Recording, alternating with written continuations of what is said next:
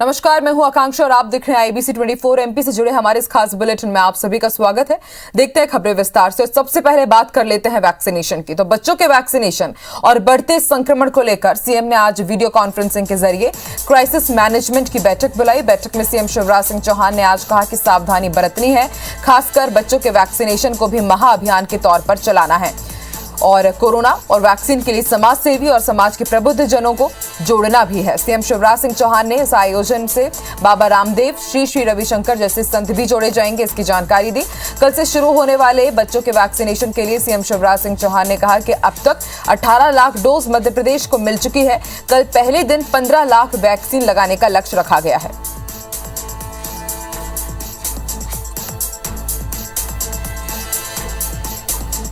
अब टारगेट बना लो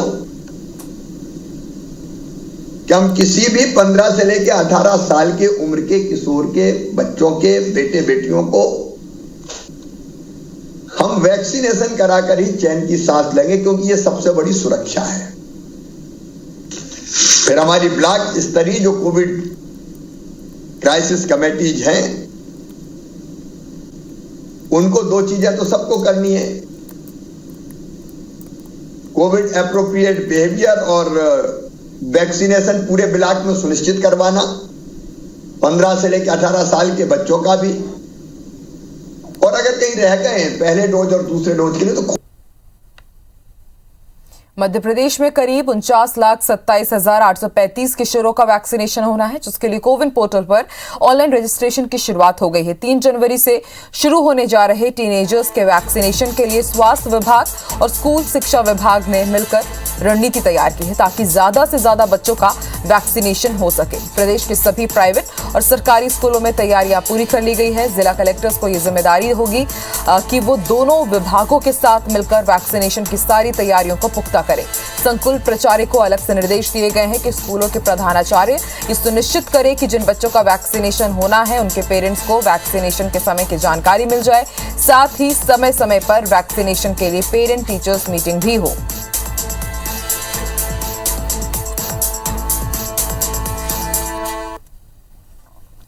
पीएम मोदी ने बीते 14 और 15 दिसंबर को बनारस में भाजपा शासित राज्यों के मुख्यमंत्रियों की बैठक में डेवलपमेंट के साथ ही रोड मैप पर काम करने का निर्देश दिया था। अब उसका फीडबैक भाजपा अध्यक्ष जेपी नड्डा लेने जा रहे हैं। इसके लिए उन्होंने कल दिल्ली में बैठक बुलाई है। मध्य प्रदेश से नगरीय विकास एवं आवासीय मंत्री भूपेंद्र सिंह इस बैठक में शामिल होंगे। वो मध्य प्रदेश का प्रेजेंटेशन भी देंगे। पीएम मोदी के निर्देश के बाद सीएम शिवराज सिंह चौहान ने कार्य योजना को लेकर 2 बार मंत्रियों और अधिकारियों के साथ बैठक की थी। इसके बाद कई समिति भी गठित की गई थी। जिन मुद्दों पर कार्य योजना तैयार की गई है उसमें जैविक खेती को बढ़ावा, विदेशी मुद्रा लाने के लिए निर्यात को बढ़ावा देना आदि शामिल है।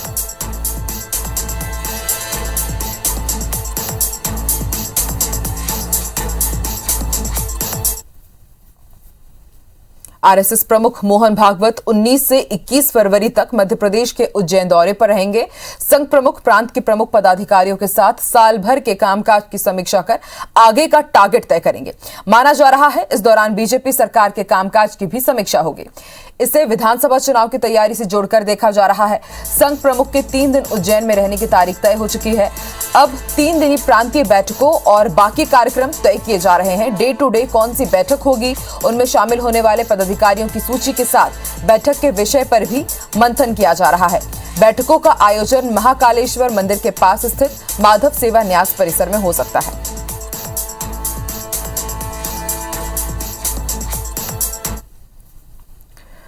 जबलपुर पहुंचे केंद्रीय मंत्री गिरिराज सिंह ने उत्तर प्रदेश में प्रचंड जीत का दावा किया है। उन्होंने कहा है कि इस बार उत्तर प्रदेश में बीजेपी एक बार फिर से भारी बहुमत से अपनी सरकार बनाएगी, क्योंकि योगी सरकार में दहशतगर्दी करने वालों की अब उत्तर प्रदेश में खैर नहीं है।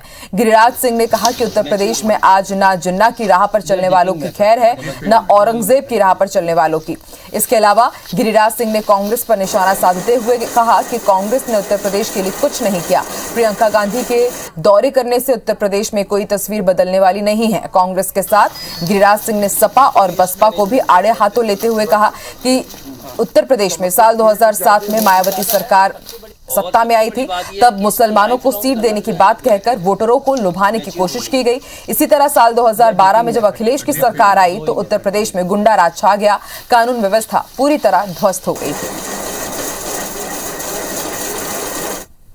जिन्ना की राह चलने वालों पर का खैर है, न औरंगजेब की राह पर चलने वालों का खैर है, न दहशतगर्दी करने वालों का खैर है, न आतंकवाद मचाने वालों को खैर है। उत्तर प्रदेश की जनता को, यूपी की जनता को विकास चाहिए। उत्तर प्रदेश की जनता को अमन चैन शांति चाहिए, वो जोगी ने स्थापित कर दिया। भोपाल में आवारा कुत्तों के झुंड के मासूम पर हमले को लेकर मानव अधिकार आयोग ने संज्ञान लेते हुए नगर निगम और जिला प्रशासन से 7 दिनों में जवाब मांगा है। आयोग ने आवारा कुत्तों पर कार्रवाई के साथ बच्ची के पिता को दी गई राशि की जानकारी मांगी है। मामले को लेकर कांग्रेस भी उग्र हो गई है। विधायक पीसी शर्मा ने इस घटना का जिम्मेदार भोपाल नगर निगम को ठहराया है।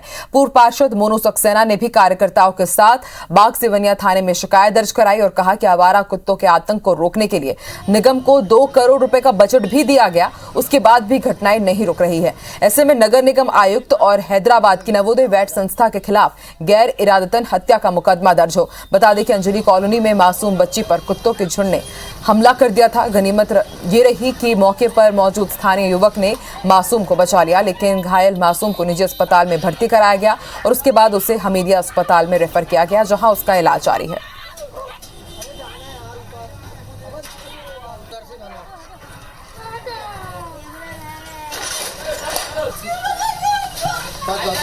मासूम बच्चों पर आवारा कुत्तों द्वारा लगातार हमला, मुझे लगता है भोपाल शहर की राजधानी में पूरे जितने भी परिजन रहते हैं और बच्चे रहते हैं आज उस खौफ के साए में जी रहे हैं। तो ऐसे में राजधानी भोपाल को जहाँ स्मार्ट सिटी की रेस में दौड़ाना चाह रहे हैं, वहीं पर इस प्रकार के जंगल राज अगर इन कुत्तों का चल रहा है, इन कुत्तों पर पाबंदी के लिए और नगर निगम आयोग के खिलाफ सख्त प्रकरण दर्ज कराने के लिए, नवोदय वैट संस्था पर प्रकरण दर्ज कराने के लिए हम ये मांग करने आए हैं। बहुत ही दुर्भाग्यपूर्ण है कि 3 साल की बच्ची को 5 स्ट्रीट डॉग्स घेर लेते हैं, उसे कान काट देते हैं, बुरी तरह से वो घायल हो जाती है।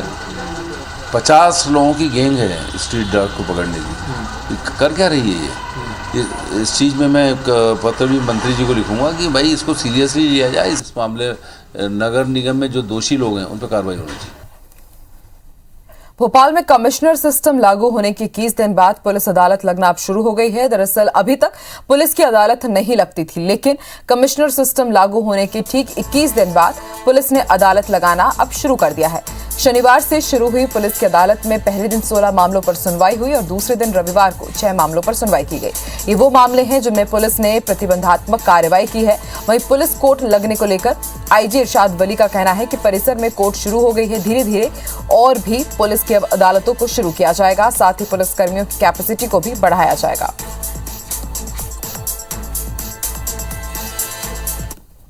कोर्ट्स जो हैं यहाँ पे अपने परिसर में चालू हो गए और जैसे जैसे प्रकरण आ रहे हैं उसमें हम लोग कार्रवाइयाँ भी हम लोगों ने प्रारंभ कर दी हैं और सब्सिक्वेंटली जो है इसको जो बाकी जो कोर्ट्स हैं वो भी हम लोग चालू कर देंगे और जो ट्रेनिंग का प्रोसेस है, जो कैपेसिटी बिल्ड करने का प्रोसेस है, इसको भी लगातार जो है फॉलो कराते रहेंगे। स्वास्थ्य विभाग अब इलाज के साथ डॉक्टरों को डिप्लोमा और डिग्री कोर्स कराने की कवायद करने जा रहा है। स्वास्थ्य विभाग के इस कवायद के चलते जबलपुर के सेठ गोविंदास अस्पताल में इलाज के साथ साथ अब पीजी की पढ़ाई भी होगी। इन पीजी कोर्स में एमबीबीएस की डिग्री कर चुके डॉक्टर की प्रवेश के पात्र होंगे और दरअसल डिप्लोमेट ऑफ नेशनल बोर्ड यानी कि डीएनबी के तहत मेडिकल के पीजी पाठ्यक्रमों का संचालन किया जाएगा, जिसके तहत जबलपुर जिला अस्पताल में 3 विषय रेडियोलॉजी, शिशु एवं नेत्र रोग में पीजी पाठ्यक्रम शुरू करने का मसौदा तैयार किया जा रहा है। दोनों पाठ्यक्रमों में पीजी की 2-2 सीटों का प्रस्ताव है। माना जा रहा है कि आने वाले नए शिक्षण सत्र से अस्पताल को पीजी पाठ्यक्रम के संचालन की अनुमति मिल जाएगी।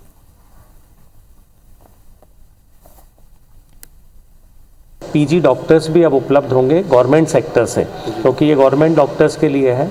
तो गवर्नमेंट डॉक्टर्स को पीजी करने का और अवसर मिल रहा है और अस्पताल में सुविधाओं में हमें मदद मिलेगी इन नए लोगों के आने से और जिन विधाओं में इसे शुरू किया जा रहा है उसकी कार्यप्रणाली को भी हम बहुत ज़्यादा इम्प्रूव कर पाएंगे। नए साल में एमपी सरकार नया टर्बो जेट प्लेन खरीदने जा रही है। 80 करोड़ के प्लेन की खरीदी के लिए फरवरी में आने वाले आम बजट में प्रावधान किया जाएगा। अप्रैल या मई में नया जेट प्लेन मिल भी सकता है। प्रदेश में नए प्लेन के लिए फिलहाल 5 हवाई पट्टियां हैं, जिनमें भोपाल, इंदौर, ग्वालियर, जबलपुर और खजुराहो ही बेहतर है। बाकी जिले की 27 हवाई पट्टियों पर यह प्लेन नहीं उतर सकता है। इसके लिए इन हवाई पट्टियों के अब रनवे को बढ़ाया जाएगा। अधिकारियों ने बताया कि टर्बो जेट की गति 800 किलोमीटर प्रति घंटे होगी। बता दें कि राज्य सरकार का turbo prop super king air B250 बीते 7 मई को ग्वालियर हवाई अड्डे पर क्रैश हो गया था। इसके बाद से ही किराए के जहाज से काम चल रहा था।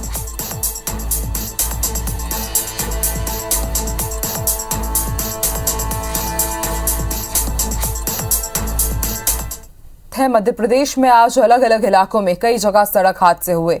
उज्जैन महाकाल के दर्शन कर ग्वालियर से मैनपुरी लौट रहे एक ही परिवार के 5 लोगों की कार की टक्कर सड़क किनारे खड़ी ट्रक से हो गई, जिससे 3 लोगों की मौके पर ही मौत हो गई और 2 लोग घायल हो गए हैं।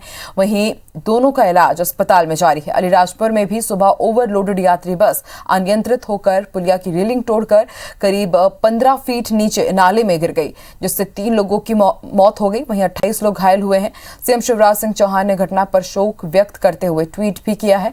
मृतकों के परिजनों को 4-4 लाख रुपए की आर्थिक सहायता राशि देने की घोषणा की गई है। शिवपुरी के अमोला घाटी के पास गुना जिले में पदस्थ CMHO डॉक्टर हेमंत गौतम की सड़क हादसे में मौत हो गई। बताया जा रहा है कि कार सड़क के किनारे खड़े टैंकर से टकरा गई और इससे उनके मौके पर ही मौत हो गई।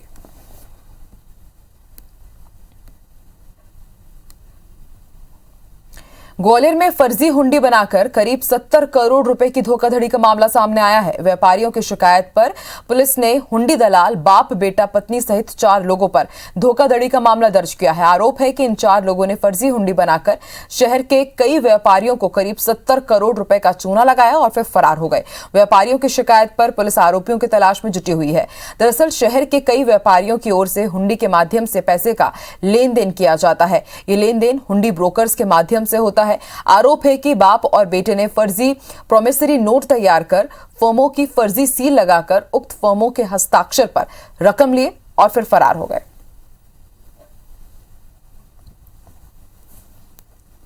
दाल बाजार का जो हुंडी पे दलाली का पैसा लेकर के बाजार में देता था, उसके विरुद्ध धोखाधड़ी का प्रकरण पंजीबद्ध किया गया है, जिसकी विवेचना की जा रही है। आरोपी की पताराशी की जा रही है, उसकी लोकेशन के आधार पर कार्रवाई की जाएगी। और अब बात करते हैं झाबुआ की। झाबुआ के रायपुरिया थाने पर टीआई अनिल बामनिया ने शराब के नशे में आम जनता पर लाठियां बरसा दी। इसके बाद गुस्साई जनता ने टीआई को नशे में देखकर जमकर उनकी भी पिटाई कर दी। साथ ही शिकायत लेकर थाने का घेराव करने के लिए पहुंचे। स्थिति को बिगड़ता देख झाबुआ पुलिस अधीक्षक ने तत्काल कार्रवाई करते हुए रायपुरिया टीआई अनिल बामनिया और यातायात प्रभारी ASI अजीत सिंह को तत्काल प्रभाव से निलंबित कर दिया।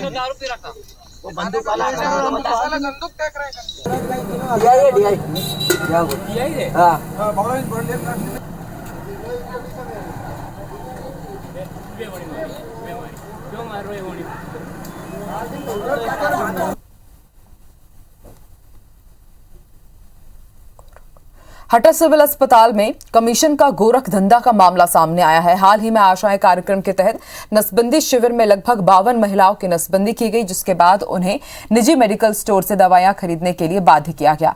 मेडिकल स्टोर से मिलने वाले भारी कमीशन के चलते सिविल अस्पताल में ये काम धड़ल्ले से चल रहा है। पूरे मामले पर अस्पताल प्रबंधन का कहना है कि नसबंदी के बाद सभी महिलाओं को आवश्यक दवाएं निःशुल्क दी जाती है। आशाओं द्वारा इस प्रकार हितग्राहियों को जबरन बाहर की दवाएं दिलाने की जांच की जा रही है। संबंधित आशाओं पर जांच के बाद कार्रवाई की जाएगी।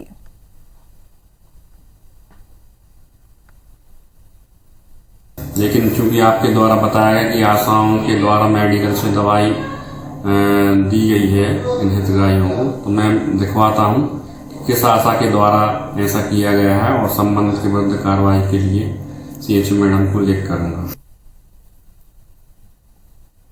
मंदसौर में नदी में डूबने से 3 महिलाओं की मौत हो गई। पुलिस ने तीनों महिलाओं के शव बरामद कर लिए हैं। शामगढ़ थाना क्षेत्र के चंदवासा चौकी की घटना बताई जा रही है। मंदिर दर्शन करने जा रही 3 महिलाएं पानी में डूब गईं। बताया जा रहा है कि तीनों महिलाएं शामगढ़ के तोला खेड़ी की रहने वाली थी, जिनमें 2 सगी बहनें भी शामिल हैं। अपने गांव से नदी पार कर बरडिया ऊंचा मंदिर में दर्शन करने के लिए जा रही थी। सूचना के बाद आसपास के ग्रामीणों और पुलिस की मदद से रेस्क्यू ऑपरेशन शुरू किया गया और तीनों के शव बरामद किए गए। जबलपुर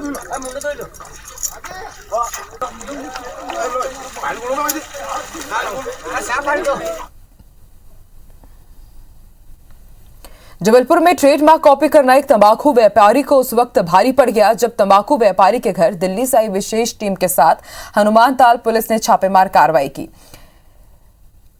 छापेमार कार्रवाई में तंबाकू व्यापारी के घर से तंबाकू जब्त कर लिए गए हैं और सैंपल भी लिए गए हैं। दरअसल ये पूरी कार्रवाई ट्रेडमार्क कॉपी करने के कारण कोर्ट के आदेश पर की गई है। पुलिस के मुताबिक फूटाताल इलाके में रहने वाला कारोबारी अनिरुद्ध केसरी शेर छाप नाम से तंबाकू का कारोबार करता है। उसका ट्रेडमार्क अनिरुद्ध ने अपने नाम पर करा रखा है। अनिरुद्ध का दिल्ली में अभी केसरी शेर छाप बीड़ी का कारोबार चलता है। कुछ समय पहले अनिरुद्ध को यह पता चला था कि हनुमानताल क्षेत्र में ही रहने वाले विजय जैन नामक व्यापारी उसकी ट्रेडमार्क वाली केसरी शेर छाप तंबाकू से मिलता जुलता केसरी शेर लाल तंबाकू नाम से तंबाकू का कारोबार कर रहा है। इसकी शिकायत अनिरुद्ध राठौर ने दिल्ली पुलिस से की थी।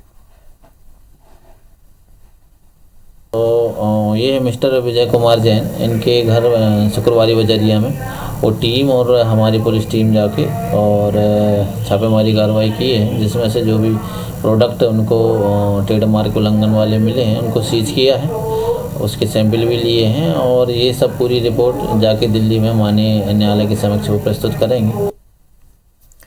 मध्य प्रदेश की कई मंडियों समेत इंदौर में भी प्याज के दाम में भारी गिरावट के कारण किसान परेशान हैं और प्याज को बेचने की जगह अब सड़क पर फेंकने को मजबूर हैं। दरअसल चौइत्रा मंडी में किसानों से प्याज व्यापारी 1 से 5 रुपए किलो के आसपास ही खरीद रहे हैं। किसानों का कहना है कि 2 से 3 रुपए तो प्रति किलो के हिसाब से भाड़ा ही लग जाता है और इसके कारण अब उन्हें प्याज की लागत भी नहीं मिल पा रही है और इसलिए प्याज को फेंकने के लिए वो मजबूर हैं।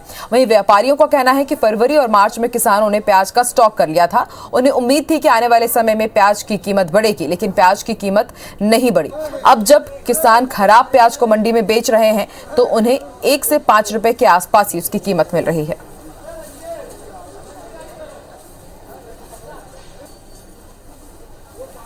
क्वालिटी वाइज हर चीज बिकती है। अच्छी प्याज अच्छे ही भाव बिक रही है। जो हल्की प्याज है या खराब हो गई है, जिसको कोई खरीदार नहीं होता है, वही प्याज 2 रुपए 5-4 रुपए बिकती है।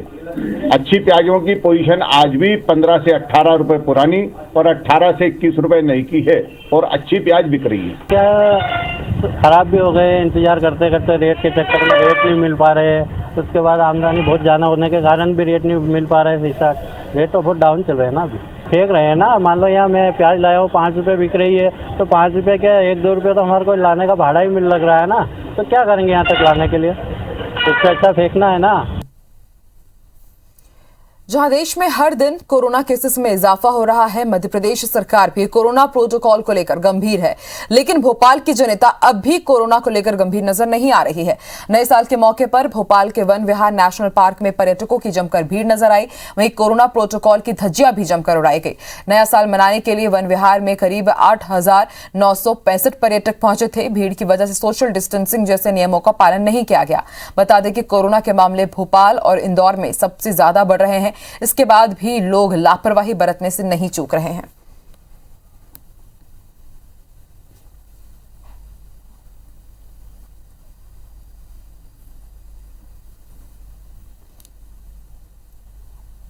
और इस बुलेटिन में फिलहाल इतना ही। आप देखते रहिए IBC 24। नमस्कार।